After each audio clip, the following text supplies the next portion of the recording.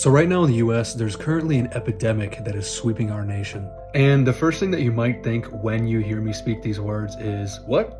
I thought COVID was over. What do you mean there's currently an epidemic? Well, folks, the epidemic that I am specifically talking about in this matter is the debt culture in America and the generational finance crisis that we have going on. Now, I think most of us can agree that debt is not something that we would prefer to have impacting our lives. However, throughout the years, it has become more and more normalized to accrue debt.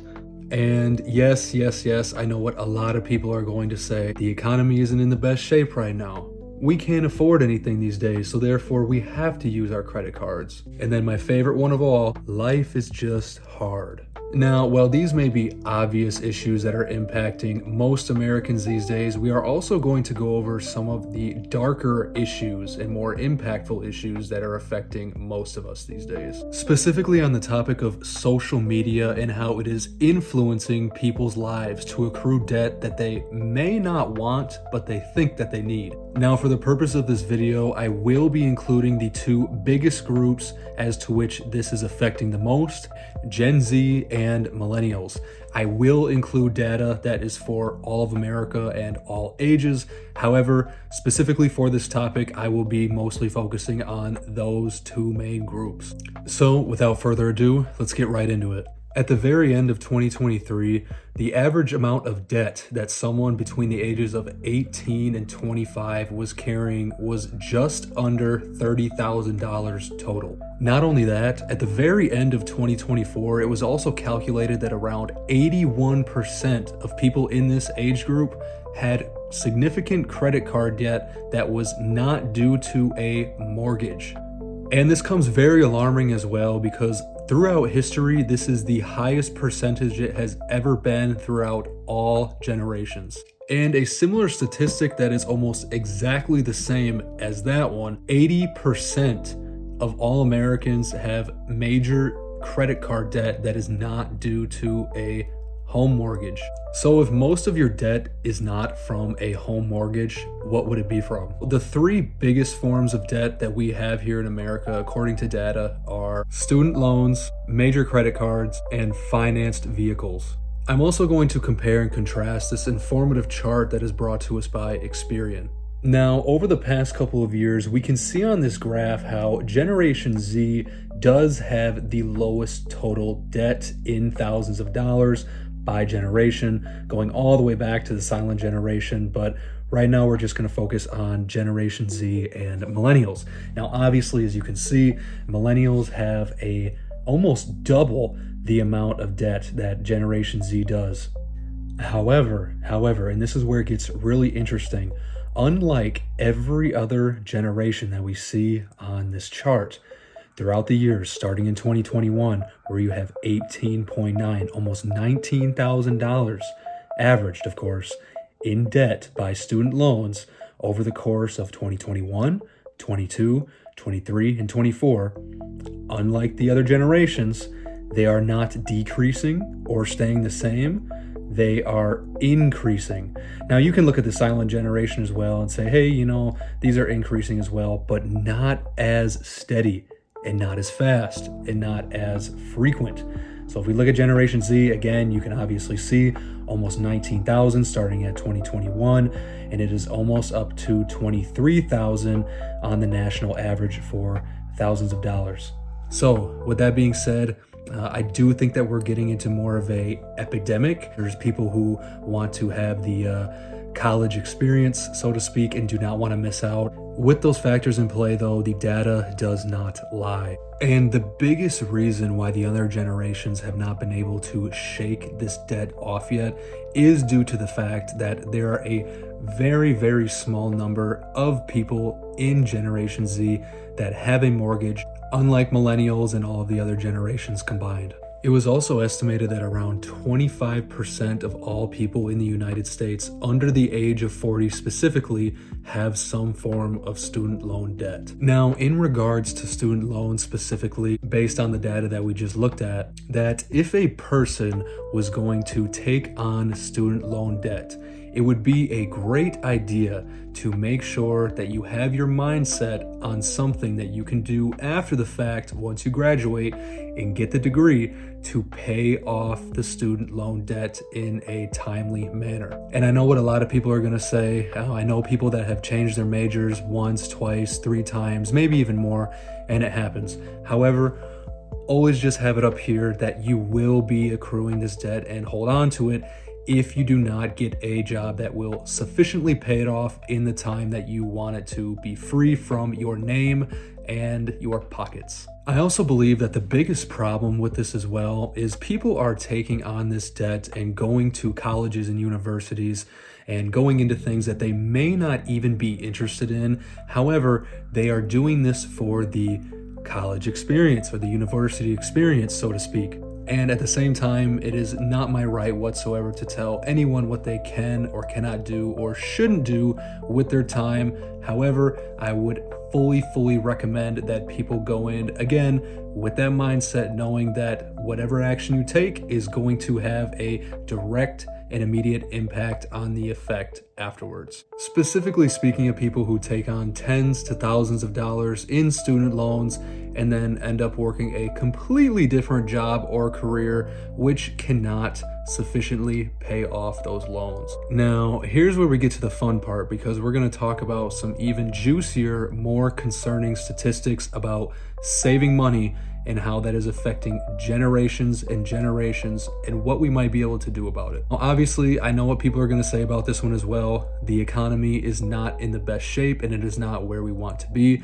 but all we can do is track data and hope that things rebound. At the very end of 2024, lots of surveys were taking place and studies showed that it is estimated that between 40 to 56% of all Americans, no matter what the age, have less than $1,000 in their savings account ready for use in case of an emergency.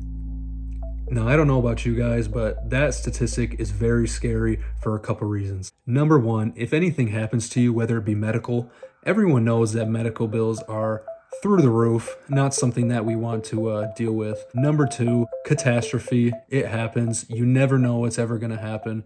You could get in a car accident, stuff could go wrong, and you have to pay a lot of money.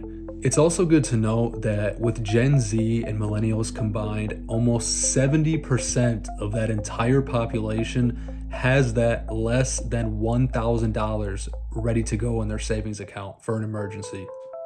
A similar statistic that came out from Forbes also showed that about 69% of all Americans have less than $1,000 in their savings. What's even more concerning when we talk about Gen Z and millennials specifically, a study was also done, as we can see here, and there's a couple other things that I can trace back to.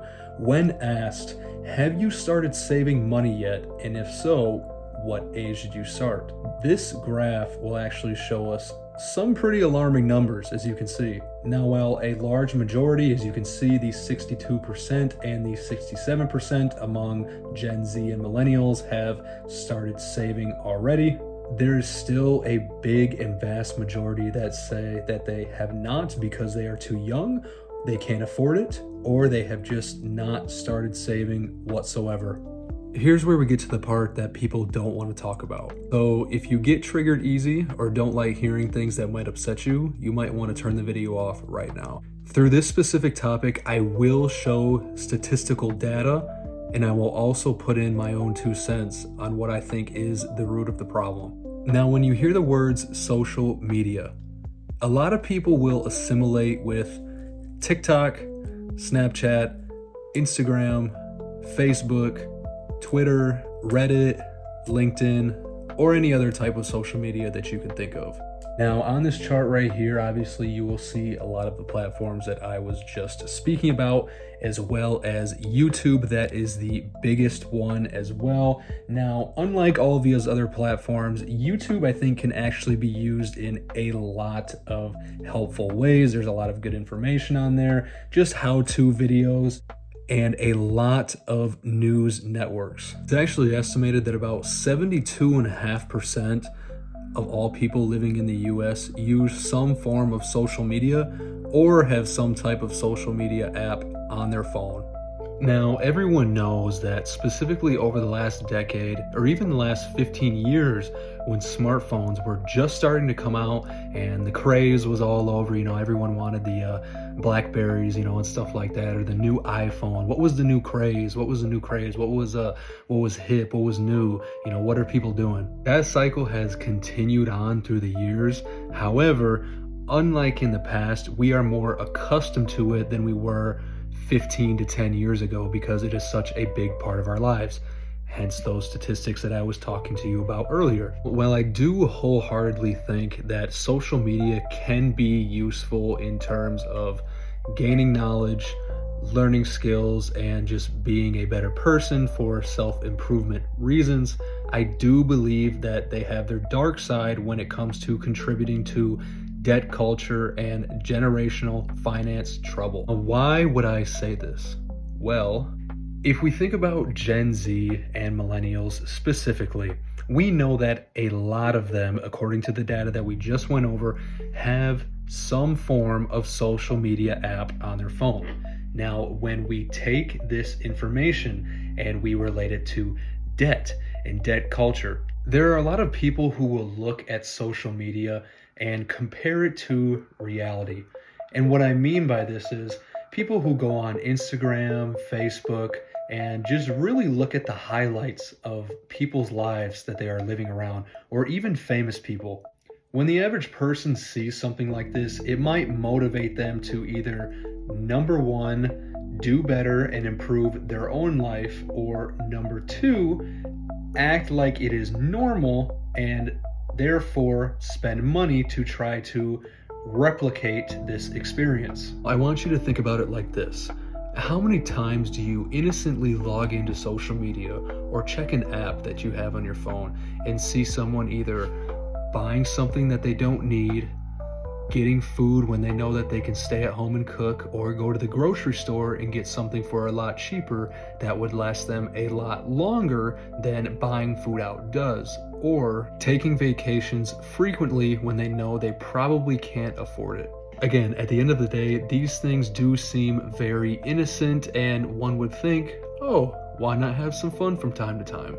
However, with the amount of self-control that is needed to control finances, you always have to take into effect that these things will add up. Now, there's a couple things that I want you guys to take away from what I just said. Number one, if there's something that you know you can wait for and you don't really have the money for it, so you're forced to either spend a majority of your money or accrue more credit card debt, don't do it. Delayed gratification will give you good karma. Number two, realize that social media is not reality and it's just a highlight of what people are going through when they have successes. With that being said as well, for number two, don't ever compare yourself to anyone who is above you or in a position that you wish you could be.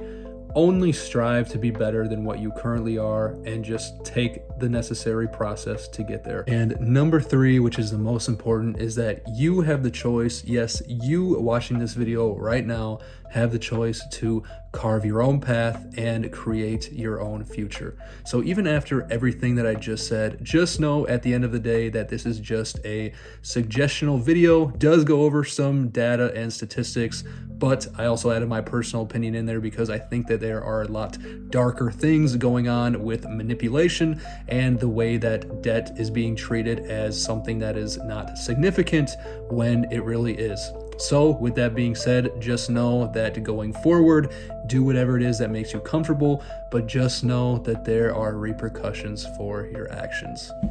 Peace.